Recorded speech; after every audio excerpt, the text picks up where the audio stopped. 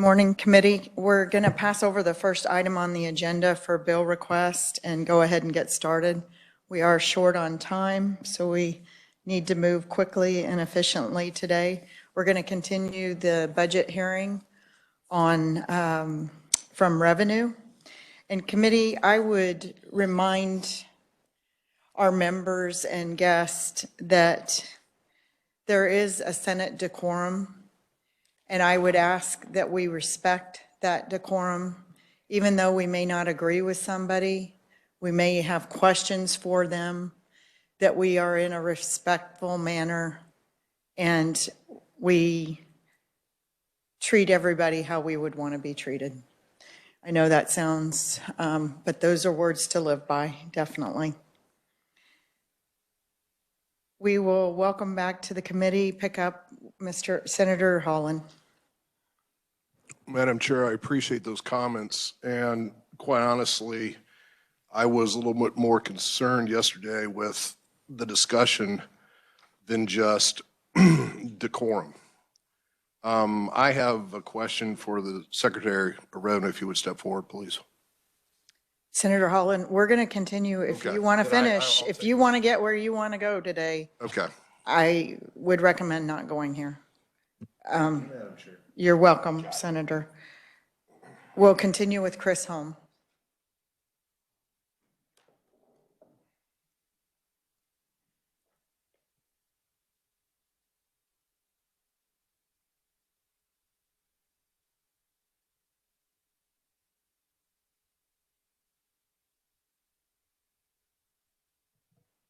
Welcome back. Thank you. Good morning, Madam Chair. My name is Chris Holm. I'm the Chief Financial Officer for the Department of Revenue, and I was just going to offer a few follow-up questions or a few answers to the questions from yesterday. The one that I had was from Senator Baumgartner, but she had asked about our travel budget and the restoration of that.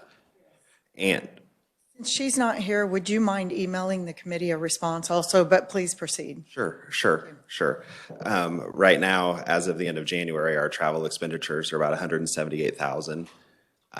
That's primarily in-state travel for our employees to travel to different locations to work or to fill in when driver's license offices are short, training, recruitment, those type of things. So I hope that will answer her question, and I will email that to her. Okay, that would be great. I think some of her concern might be too, during COVID, the shutdown, why was travel expenses so high, that type of thing, and the increase, but we'll let you continue. Committee, did you want to continue? No, go ahead. Okay. Committee, any other questions for this conferee? Seeing none, thank you very much, Chris. And Secretary Burkhart would be up next. Thank you, Madam Chair. Thank you.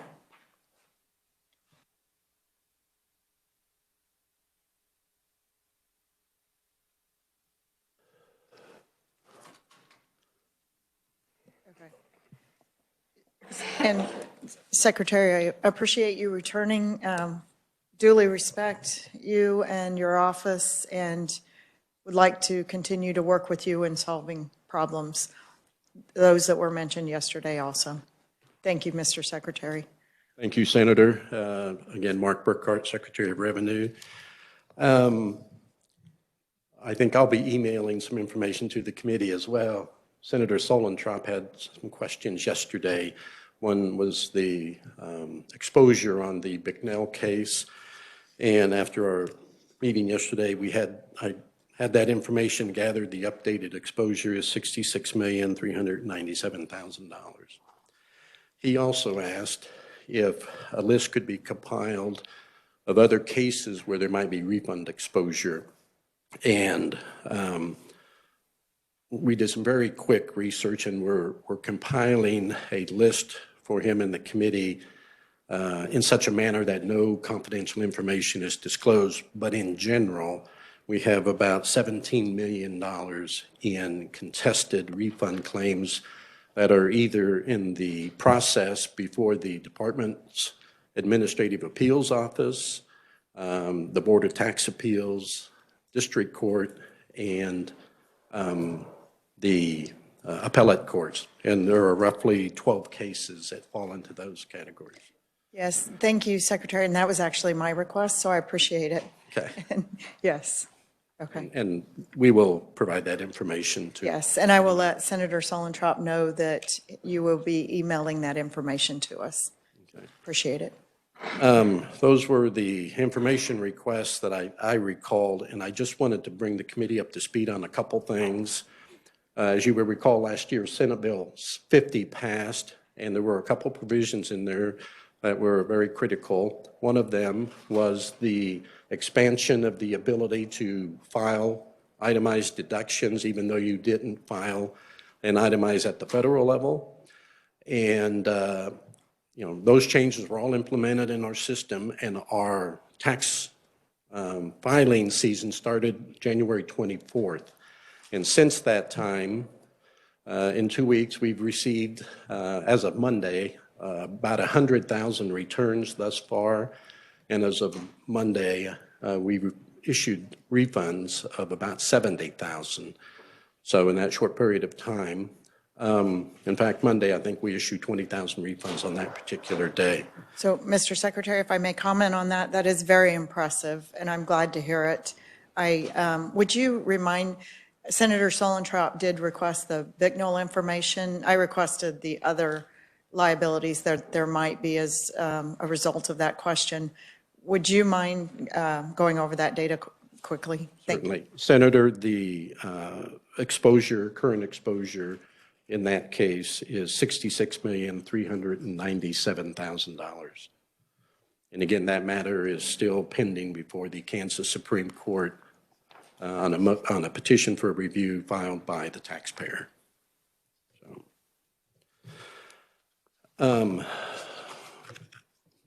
one of the other provisions, I guess I'll go back to itemized deductions for a moment.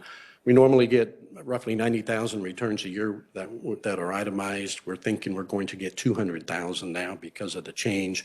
We will be able to report to the committee exactly how many taxpayers itemize. It'll be further down the road. A lot of folks who itemize extend their returns to later in the year. But we will provide that information to the committee when it's available. One of the other provisions in the Senate Bill 50 was the identity theft and folks being subject to tax on income they never received. And there was a prohibition against taxing that. And what we have done, we have a website that anybody who's been impacted by identity theft can go online and communicate with us, and we'll take care of that. And that's up and running now. Just two other short matters. Last year, we've disqualified 16 tax preparers for continuously filing suspect returns. We stopped a little under 500 fraudulent tax returns and kept $5 million from being paid out to fraudulent claimants. And then the final matter is the channel relocation. Channel is the area of the department that receives all paper returns and all checks that come in. And within the department, if there was any area of vulnerability, it may have been that area because the equipment and software was ending its useful life. And we relocated from the docking building to the Zaval building, and we've acquired new equipment and software, and that process will be completing this year. Feel very good about the results that we're going to get there with that modernization effort. But again, that effort was accomplished with existing resources with no enhancement in our budget. So those were just the points I wanted to bring to the committee's attention, particularly about how this tax year is starting out in the processing of tax returns. Thank you, Secretary. Are there any questions, committee? Seeing none, I would compliment you, especially on the identity theft piece. I know that was a portion that I had requested, so I thank you for being so proactive in getting that taken care of quickly for our Kansans. Thank you, because there was a lot of it with the unemployment system. Thank you, Secretary. Are there any other Senator Baumgardner. Sorry, I didn't get my hand up fast enough. Mr. Secretary, I do have a brief question. We've heard from the federal government that they've said to get your returns in early, get them in quick, because there will be extended delays. Are you anticipating that being an issue for the state of Kansas, or have you been receiving early returns? We have been receiving Chair. early returns at this point. As of today, it's going to be over 100,000, but our system, we cannot accept state returns until the IRS releases them. You know, it's always suspicious when Kansas receives a Kansas return without a corresponding federal return. Those types of returns are flagged, and I didn't mention it, but in the course of a year, we'll have 200,000, 250,000 returns that are flagged for various reasons because they've been rejected through our fraud edits, and those are worked manually by examiners. But you're right, Senator, the IRS is still processing paper tax returns from 2019. Thank you, Madam Chair, and thank you. Thank you. And Secretary, you said 500 million in fraud that you guys had, Oh, I'm sorry, 5 million. 5 million. I'm sorry, I misunderstood. A couple of decimals after last night, I'm decimal challenged. Kidding. So thank you, Mr. Secretary. Are there any other questions for the department? If not, we'll close the hearing on the budget, and we will work the budget tomorrow or Tuesday. I plan to work it tomorrow. We need to have it kicked out. So we'll work the budget on BOTA tomorrow too. So if the committee can look, they have that folder, you can take it in advance. If you'll have any amendments to it, we'll need to get those ready for tomorrow. Thank you, committee. We will move on. We'll open the hearing on Senate Bill 430. Amelia, will you give us an overview? Paul, we have the reviser first. Amelia will give us an overview on the bill.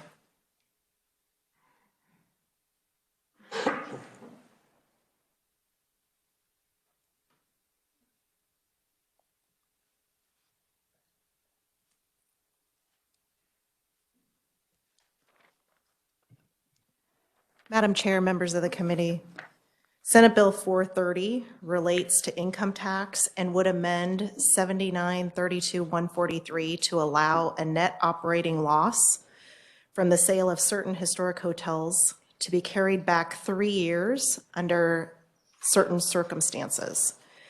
If you look at the bill, the new language is actually on page 2. The certain circumstances are very specific. You will find them listed there. The net operating loss must be incurred from the sale at a loss of a historic hotel located in a community with less than 2,500 citizens, improved by funds borrowed on both such hotel and farmland owned by the taxpayer that is located within 20 miles of the hotel, and previously the farmland was sold at a gain, and which a majority of the proceeds were used to pay off the mortgage on the hotel.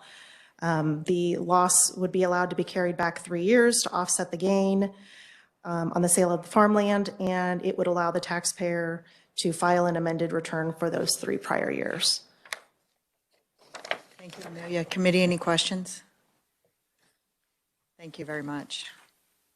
Committee, we have one conferee. It would be Paul Finney. Welcome to the committee, Paul. Thank you very much, Madam Chairman. Glad to be here.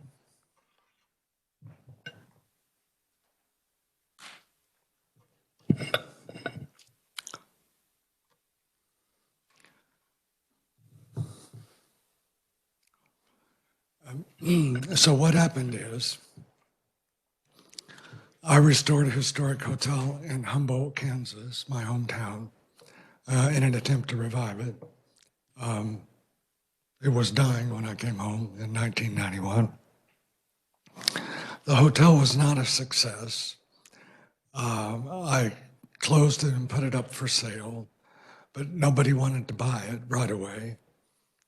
The bank, before I closed it, the bank called my note. I was not in arrears with the bank, but they called my note anyway on that I had borrowed against farmland that I'd inherited from my grandfather that was in a generation skipping trust. And my grandfather died in 1931.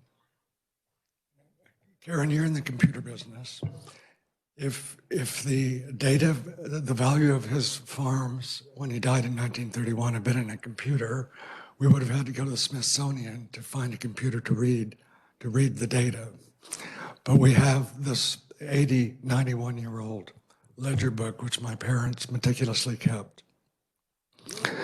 And my father told me that if we ever sold any farms, to use the value in here. I felt that was the honest thing to do. And because my grandfather left the farms to his daughter's unborn children. And before she was married. And so my mother really never owned the farms. They were in a trust.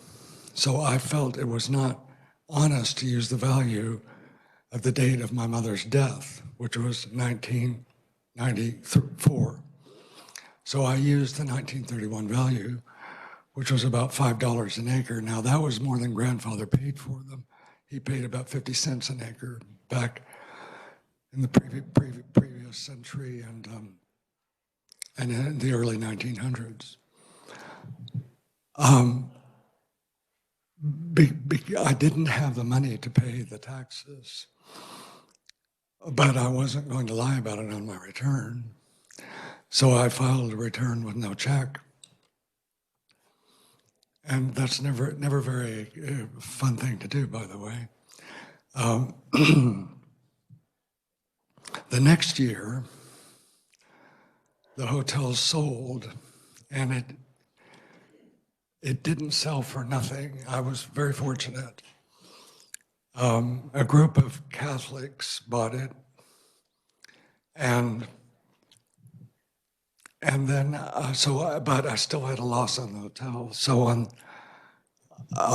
for that year, I reported the loss, and on my federal return, I was able to take it back 1 year to offset the gain on the farms the previous year, and I got a big refund from the federal government. But I couldn't go back with the state of Kansas because the state of Kansas some years prior had ended the carrying tax losses backwards. No doubt when the legislature was short of money. But there was a provision in the law allowed it that if you could carry the loss forward, and if you didn't have gains to offset it, that you could get a refund after 10 years. Okay, but in 2012, the legislature repealed the provision for the refund 10 years later. So my involuntary loan to the state of Kansas became an involuntary gift. And this bill is to correct that problem. Thank you, Paul. Would you be willing to stand for questions? Yes, and then I have another comment to make too. Sure. Do you want me to make the comment first? Sure. Okay. This is a happy note, and this is if you looked at my Well, testimony. we are short on time today. So Okay. we're going to try to work a bill. Oh, a bill. Bill you'll like. Oh, good. Okay. All right. So, but let me just say, even though the hotel in its first incarnation was not a success, the attempt at rejuvenating downtown Humboldt has been, and in fact, so successful that 1 month ago today, Humboldt was listed in the New York Times Sunday paper as one of 52 places to visit in the world. And I had listed that addendum and astra per aspera and saying that we had reached for the stars and even touched them. And then at the end, I say, and please, I need your help with the difficulties. Thank you, Paul. That's excellent. And I was going to bring up Humboldt. I think you were just ahead of your time on the hotel, because if anybody has had a chance to travel to a destination in city or town in Kansas, they should try Humboldt. It is amazing what they have done, the locals. They have rebuilt one of the best candy stores in the state, clothing store. I mean, the community is stepping up and committed to revitalizing. Senator Baumgardner? Was that through Star Bonds? No. Thank you. Very excellent point, Senator. It was with local resources. And I tell you, NBC did a national news story on it. Senator Holland. Well, Madam Chair, I think Paul's been before our committee before with this, and I really appreciate your perseverance. And Humboldt is a very pretty town. Actually, did a Harley ride through there this summer, and it is gorgeous. I mean, it's like picture book perfect. So anyway, thank you for coming forward to the committee, and I look forward to having the opportunity to work this bill. Thank you. Thank you, Senator. I'd be remiss. The restaurants, everything, it's doing great. So thank you, Paul. Thank you Are there for any questions for this conferee? Seeing none, thank you for your testimony. Thank you for your kind words. Thank you. We'll close the hearing on Senate Bill. Well, is there anybody that would like to testify for? Any opponents to Senate Bill 430? Any neutral on Senate Bill 430? Seeing none, we'll close the hearing on Senate Bill 430. Committee will open the hearing on Senate Bill 431. Thank you, Amelia.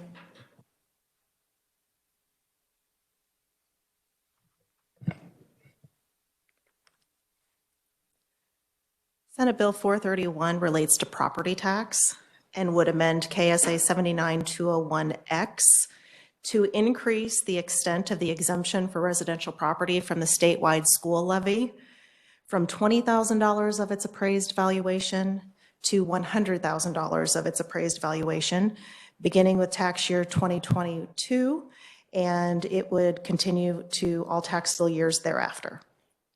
And I'd be happy to answer questions. Thank you, Amelia. Committee, any questions? I have one. What was the last time that this number, do you know what year it was? That's okay. If you don't, I'm catching you off guard. Maybe one of the conferees will. Research may be able to answer the question. He's got his computer open. He may be able to look into that for you. Okay. I actually know that was okay. So that's okay. We'll wait for the conferees. Right. Thank you, Thank you. Amelia. Okay. Our first conferee is Mark Toom. You are. So we do not have a proponent for this bill, which is amazing. Would you like to testify in front of the committee? Or no? Okay, committee, I'll draw your attention to Mark's written only testimony. Is there anybody that else would like to testify for the bill? Seeing none? No opponents? Is there anybody that would like to oppose the bill? Any neutral testimony? We do have one. Jim Carlskin. Welcome to the committee. Thank you, Madam Chair, and good morning, committee. Thank you for the opportunity to visit with you concerning Senate Bill 431. And I know you're busy and I won't take a lot of time, but you know, I'm with United School Administrators, and having been a former legislator, you know, I'm certainly not going to say that, you know, we don't need property tax relief, because I feel we do. But I would just caution the committee to move it from 20,000 to 100,000 is a big jump. And when I wrote the testimony, I didn't have the fiscal note, and I saw the fiscal note this morning. It's about 150 million. That could be significant depending on what happens down the road. You know, with all the things, you know, none of us have a crystal ball. So I just be cautious, and maybe a suggestion that if, you know, this is an intent the committee wishes to move forward on, possibly, you know, move it to say 40,000 and then 60, depending on, you know, what could happen. But, you know, I know the legislature has been committed to funding schools, as well as there are many other responsibilities that you have, and, you know, hitting the general fund could really impact all those things. So without, you know, anything else, I'll be happy to stand for questions. Thank you. Senator Solentrop. Thank you, Madam Chair. Just curious if you'd have some idea or any knowledge of enter any amount of federal funds that our school districts all have received over the last number of months? Oh, with the COVID money, it's been significant. You know, you're on, Senate Ed, you're familiar with it as the chair from Senate Ed as well. You know, there's been a lot of money coming to the state for schools, but it's a focused money as far as, how schools can spend it. Thank you. Thank you, Madam Chair. Thank you. Any other questions? Senator Baumgardner. Thank you, Madam Chair. So it's related, but not directly related. When do we anticipate that we will get some type of impact on the Apex bill that was passed yesterday? Because as of yesterday, there was no information as far as really what long-term that cost would be to the state. But I was curious if you've heard anything more in your capacity in commerce as well as in tax, just what that impact might be and how soon we might actually know something. Thank you, Senator. The impact was what I handed you yesterday, what I got from legislative research. In fact, I would let them address that. Eddie, and I would also, I think he has the answer on how long it's been at $20,000, the exemption, or the, yeah.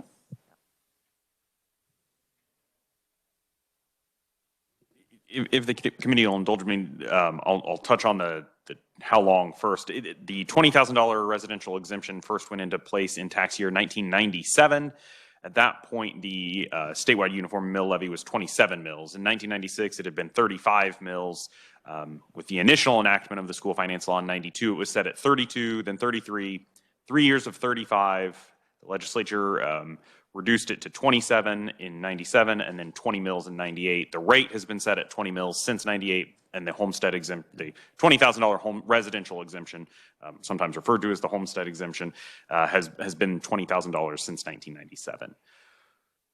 With regards to Senate Bill 347, our office has worked with a number of groups to try to put together some numbers on that. The timeline of when that might hit is difficult to project because it depends upon if an agreement is actually reached. At this point in time, Kansas, of course, doesn't have an agreement, and then when that agreement is reached and when the actual investment associated with that starts. But it also depends upon if the State Finance Council provides for the refundability of that investment tax credit to be accelerated, which is allowed under Senate Bill 347, or if the refundability of that is spread out over the entire 10 years, as is kind of the base provision within that program. And then even beyond that, it depends upon the timing of the actual qualified investment. If that investment, the number that has been largely reported and stated in testimony was $4 billion. If that entire investment is made in the first year of the project, then the credit kicks in right away. But if only a small amount of that is the first year and maybe the bulk of it is the second year when construction is more fully underway on the project, then the tax credit doesn't kick in as quickly. So there's so many variables that it's hard to put a pin in exactly when the fiscal effect of that program would come into play for the state. Thank you, Eddie, and thank you, Madam Chair. Again, I spoke to this on the floor, but we had a governor and lieutenant governor that essentially have tied our hands on many things that we intend for the future. Well, thank you, Senator. I'm not going to let it tie this committee's hands. We're going to do our work. And Oh, I understand. thank you. Yeah. Any other questions for the conferee? Thank you for your testimony. Thank you, Senator, and thank you, committee. Yeah, and I would ask you, with the fiscal note, you don't like the 100,000, you're neutral. What number would you recommend? If there would be a recommendation, I guess I would be more cautious instead of, as I suggested, phase it in, go to 40,000, then 60, then 80. See what impact it has on, on the coffers is, just as Eddie talked, there's a lot of uncertainty and a lot of unknowns in the future. Absolutely, but yeah, this is definitely a known certainty, the burden of property tax. Right, And I know you agree. Yeah, and I agree. As a former legislator, that's the biggest complaint I heard from my constituents is property tax. So, Yeah. And I've told my theory on that. That is the biggest complaint that we hear as Yeah. legislators. And I think the reason is because you pay them all at once or 2 times a year. If you paid your income tax and your state sales tax all at once, we would be hearing on that issue also. all right, So, thank you. thank you. Thank you. Committee, any other comments? Okay, is there anybody else that would like to testify neutral? Seeing none, we'll close the hearing on Senate Bill 430. Committee, we do have a little bit of time left. I would draw your attention to Senate Bill 339.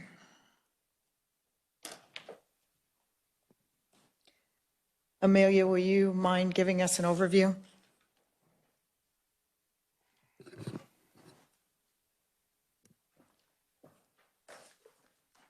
Senate Bill 339 would reduce the state rate of sales and compensating use tax on sales of food and food ingredients, including prepared foods, from 6.5% to 0% beginning January 1 of 2023.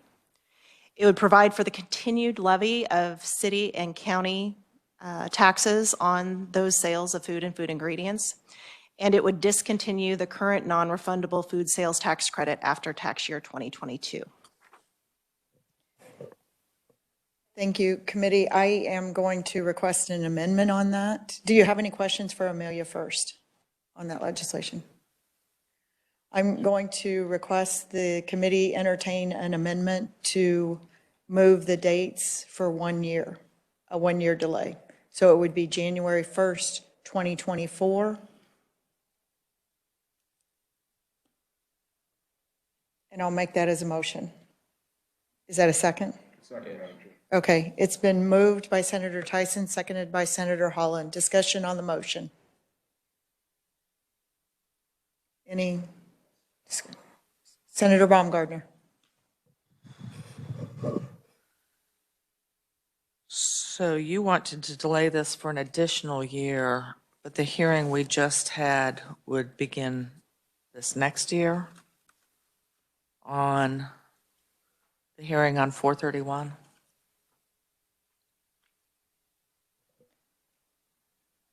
431 is a separate bill. We're working the food sales tax right now. I know it is. Yes. I'm wanting to know implementation dates. January 1, 2024 would be the implementation of the food sales tax. I understand that. Okay. I wanted to verify the implementation on the property tax appraised valuation. That's 20, Amelia. That is a property tax bill, and it would go into effect with tax year 2022. Okay. So it would be the tax bills that would be coming out at the end of the year, December 2022. And when we work that bill, we can absolutely address the dates. And I would simply say, I think for a lot of families, they'd probably rather see the food tax implemented before. Just saying it impacts more families, particularly those that are not homeowners. Understand, Senator, but as a response to last night's activities, the date, I think it would be prudent of us to delay it 1 year. Any other discussion on the motion? Seeing none, all those in favor say aye. Aye. All those opposed? Motion carries.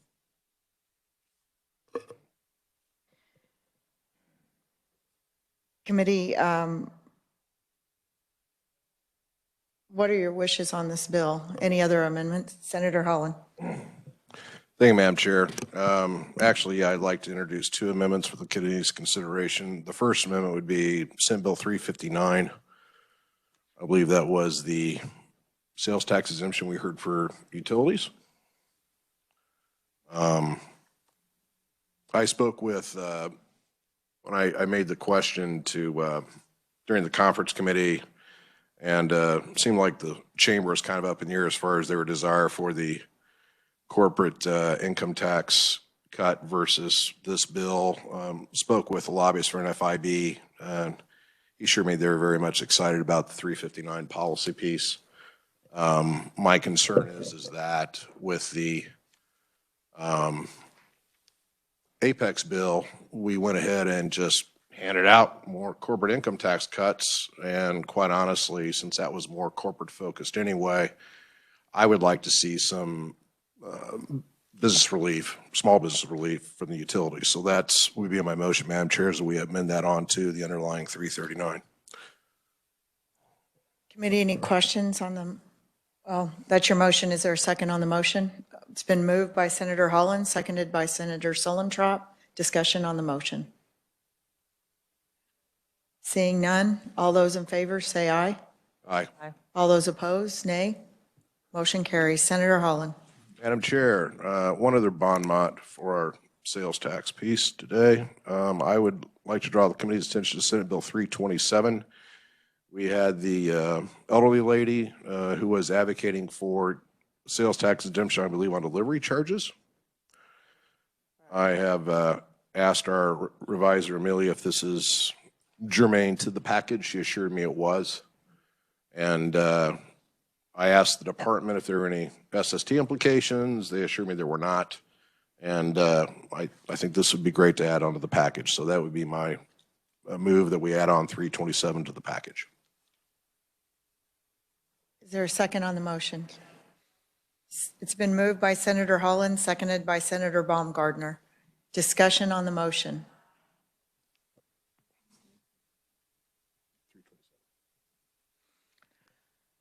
Senator Baumgardner. Thank you, Madam Chair. Has the senator considered, this would be the senator who made the motion, considered the start date being different from 2 years from now? Excellent question. Senator Holland. You know, I will defer to the Madam Chair on this, because I do understand her concern, given the implementation of the Apex project and just potential financial implications. I'm going to offer it as the date it is, and if that is accepted, and that somebody would like to make a substitute, at least on that date, to change that, that's fine with me. I'll leave it to the committee. Thank you, Madam Chair. So Senator, I'll clarify. I checked with the reviser. My motion was only on the food sales tax. All other dates would remain the same for the Thank you, amendments. Madam that Chair, have been because that was what I was going to offer as a conceptual, that the other two get addressed sooner. Right. So as long as our reviser says we're good to keep that with the other, then I'm good. Thank you, Madam Chair. Thank you, and thank you for the clarification. Committee, any other discussion on the amendment? Seeing none, all those in favor say aye. Aye. All those nay. Motion carries.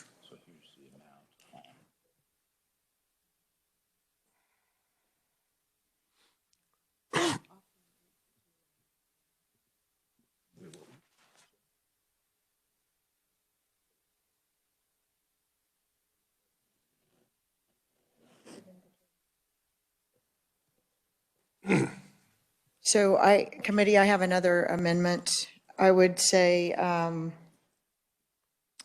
we had language testimony from Washburn University to clean up the statutes, basically, and I would ask that their recommended language be included in this piece of legislation.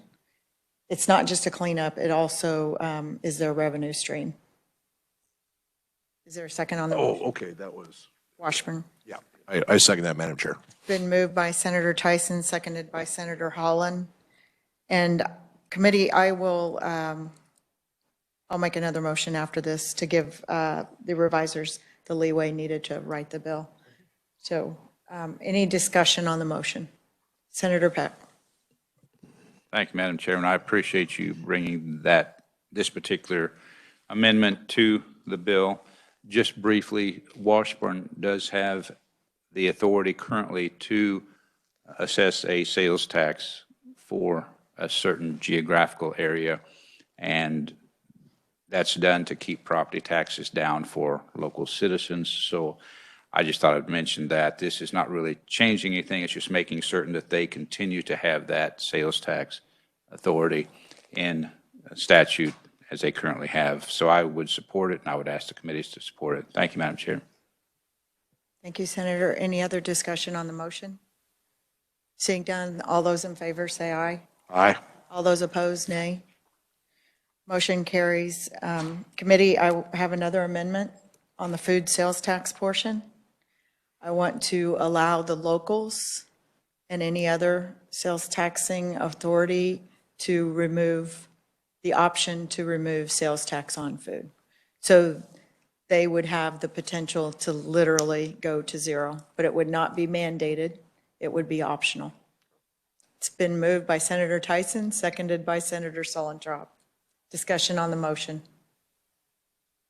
Senator Baumgardner.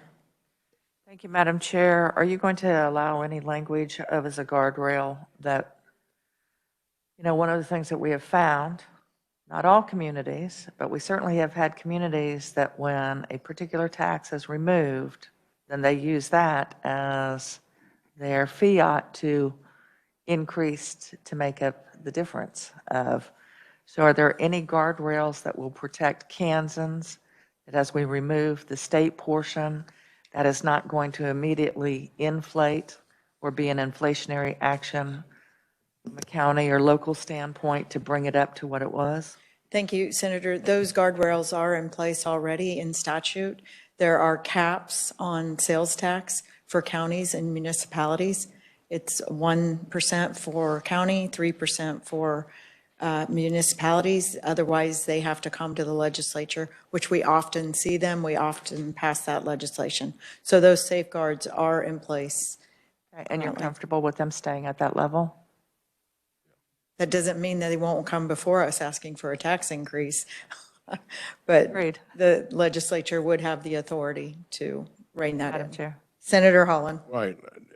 And you guys correct me if I'm wrong here, but I think with the Madam Chair's work on SB 13, if they start raising property taxes, obviously the lid's you'll see it in the report. So there'll be notifications going out. So while I think there is a legitimate concern, on the other hand, the thing I like about this is that we can't tie the locals' hands because, they've made their budgets. They need to manage this. And I think it's the state's prerogative to handle this from the state. So thank you, Madam Chair. Yes, and if I may, that's why it's optional. It's not mandatory, although it doesn't go with the governor's wishes. She wants to go to zero on sales tax on food. And I have a very strong indication that the locals would not appreciate that. But that is what she asked for. Senator Baumgardner. Yes, and in fact, we did hear that in testimony. We did. So if you would want to amend the substitute motions in order to mandate it to zero, but I feel like we could actually get this legislation passed optional. Ready for a motion? Senator Holland, we are on a motion to amend for optional. Seeing no other discussion on the motion, all those in favor say aye. Aye. All those opposed, nay. Motion carries.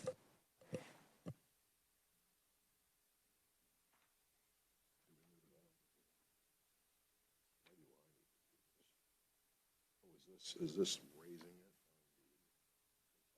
it? Senator Holland. Okay, so, and I will allow Amelia to ask the committee's indulgence, Amelia, to do this, but there is on page 58. I'm sorry. Go ahead. Senator, will you allow the indulgence for the entire bill with your motion on this? Yeah. Okay, thank you. I would allow the indulgence for Amelia to make all technical cleanups on the mess I have created today. And so I guess the final motion would be, Madam Chair, if Amelia, if you could put in the page 58, Senate Bill 352, specifically, we want to raise the credit. This would be lines 18 through 22. My understanding, conceptual of this, Madam Chair, basically this is directing basically more of an offset towards the state highway fund as we lower those, as we cut the state sales tax on food, that we do basically try to hold the highway fund harmless. It's been moved by Senator Holland, seconded by Senator Clays. Discussion on the motion. Senator Peck. Thank you, Madam Chairman. I understand the motion. I understand the intent. I understand why the motion is being made. I have long been a proponent of all sales tax money running through the legislature rather than bypassing the legislature. Currently, as it stands, any purchase made in the state of Kansas, a cup of coffee, a diaper for a baby, anything that's sales taxable, 16-point-some% automatically goes to the state highway fund. And then for many, many years, historically, the Kansas legislature has swept from the state highway fund money for other purposes. So I've, again, been a proponent of all sales tax money running through the legislature, and then we appropriate to the state highway fund rather than a direct appropriation. So because of that, for consistency, I'm going to oppose the motion, not vigorously, but just vote against it.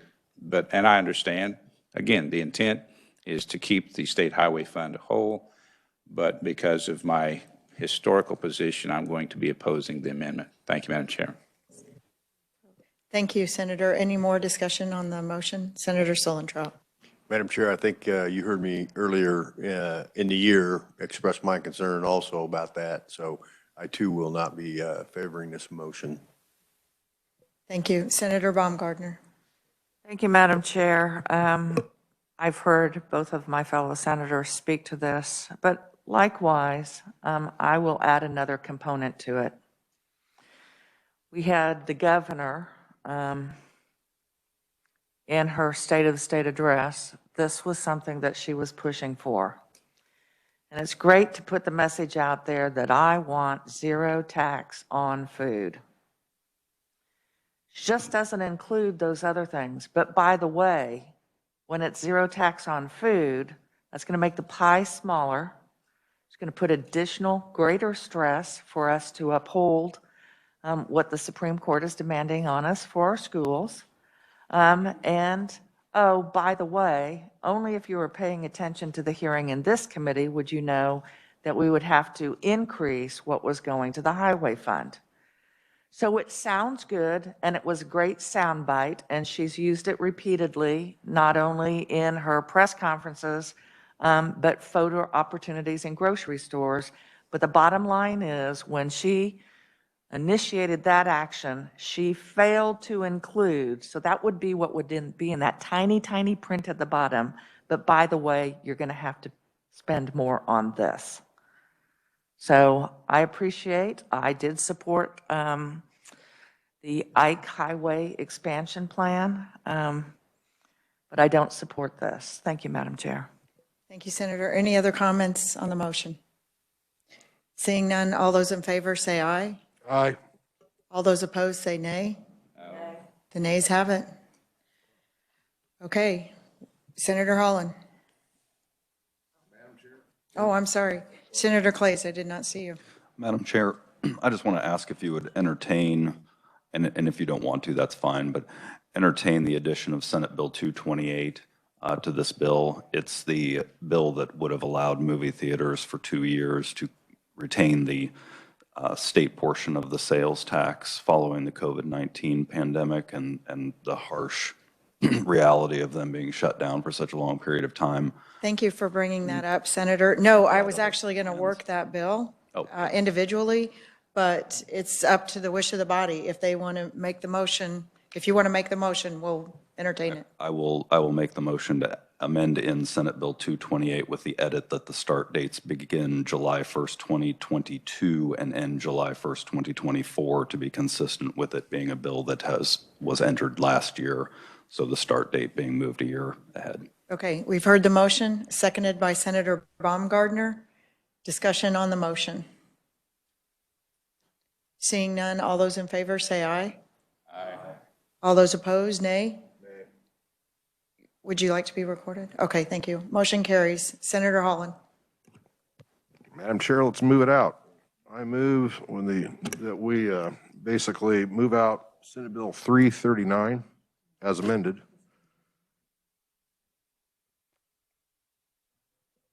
Is there a second on the motion? Okay, Senate, hold on.